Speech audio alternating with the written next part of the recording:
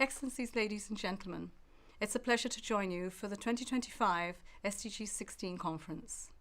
Let me begin by thanking the Government of Italy for its unwavering support, and IDLO for its steadfast leadership and commitment to SDG 16 and the rule of law. In today's turbulent global landscape, this conference is an important opportunity to reinvigorate partnerships that will advance peace and justice and strengthen institutions that are essential for sustainable development.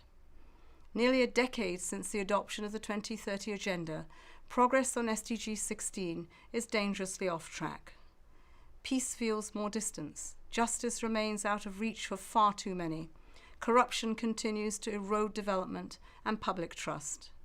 We know from experience that the erosion of peace and the escalation of conflict are often preceded by a breakdown in the rule of law and a deterioration of institutions. This is why reversing these trends must be a top priority. Excellencies, the Pact for the Future, adopted last September, offers a blueprint for revitalized multilateralism and concrete action to rescue the SDGs. It calls on us to build peaceful, just, and inclusive societies, to provide access to justice for all, to strengthen institutions at all levels, grounded in transparency, accountability, and human rights.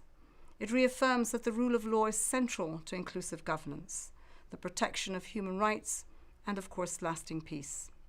And it reminds us that there can be no sustainable development without trust in institutions. Excellencies, achieving these aims requires bold choices and adequate financing.